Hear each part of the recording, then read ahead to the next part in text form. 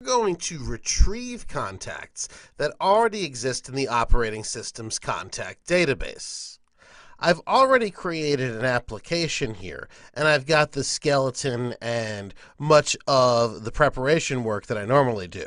We've got our device ready listener and our init function, and I've put here in the interface a text field in which the user can type a search term, probably a name in this case, and then a button that's ID'd as BTN search that's got the word search contacts on it. Here in init, let's go ahead and create a listener on the button.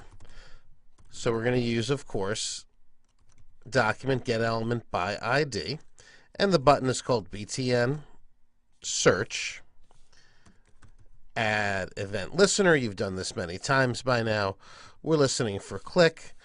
On click, we'll call search contacts. That'll be our function name, and we'll set the final argument to false. I'll go ahead and create the signature of the search contacts function. And now we're ready to start doing the code that's more specific to the search tools that are available in PhoneGap. So the first thing we're going to do is when BTN search is clicked, this button here, we're going to go ahead and get the value that's in our text box called txt search value. So we'll just go ahead and call it search value, and we'll assign it. Need to use the assignment operator, document get element by ID. Text search value, most important part, don't forget the value property. That'll get the value out of the search box. So now that we've got that, we can start doing our search. Now, the search is dependent on a search options object. So we'll get that by instantiating contact find options. Of course, that is part of PhoneGap, and we've brought in the PhoneGap code right here inside our script tag. And actually, the way I have it, we need to remove this JavaScript folder like that, because I have them on the same level. So now that we've created our contact find options object, we're going to use that to do the search. But first, we got to figure out what we're going to search by. So we're going to use our search options, and we're going to set the filter property. And we're going to set that filter to whatever search value the user typed in. So they might have typed in Fred or Jan or whatever it is. Next, we're going to create a set of fields that we're going to search. So these are the fields from the list of fields that are available. And these are the ones we're actually going to search. We're going to search display name and name. Those are the two. We're just looking for names at this point. Of course, this could be phone number or a number of other fields. Now to actually perform the search, we'll call navigator contacts find. So now in find, we're going to go ahead and pass that the search fields array that we just created. What are we searching for? And then the name of two callback functions that'll be called in the event of success or failure. We'll just call them success and on error. And we'll have to create functions of those names.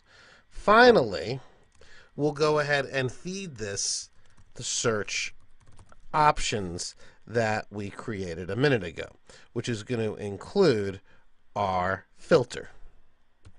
So that sets it up. And what's going to happen now is it's going to perform the search. And if the search is successful, it'll call the success function. If the search generates an error, it'll call the error function. So let's go ahead and set up the signatures for those two functions. So we'll do the on error first. Now this is actually past an error object. If you want more specific information, you can go ahead and parse that error object and get the specific error message. Now the success function, or what I'm calling the success function, will deal with whatever is passed back. We'll call that contacts. So whatever contacts meet the criteria of the search will be passed into the success function and called contacts at this point. So we'll loop through whatever has come back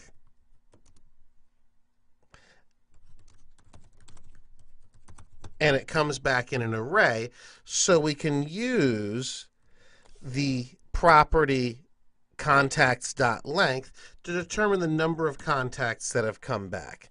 And let's go ahead at this point. What we'll do is we'll just display the contacts that have come back. We need some place to do that. So let's go ahead and put down here a div that will carry our result. So now for each contact that comes back, we'll go ahead and place it into that div. So we'll get the div, and we'll say the inner HTML plus equals, so we'll append whatever comes back here, contacts, which is our array that's been passed in, X is the number that we're on, dot display name. So whatever matches that result, we'll go ahead and place the display name in there. Let's also put a HTML break after that, just to make the results a little bit neat. All right, so we've got a fairly simple approach here to taking our contacts that come back and displaying them. So to review, when search contacts, when the button is clicked, we get the value of the search that the user put in, and we put that in search value. We create a search options object from contact find options from that class. We then set the filter property to the search value, whatever the user typed in. We choose which fields we're going to search. We use navigator.contacts.find. We say, okay, which fields are we searching?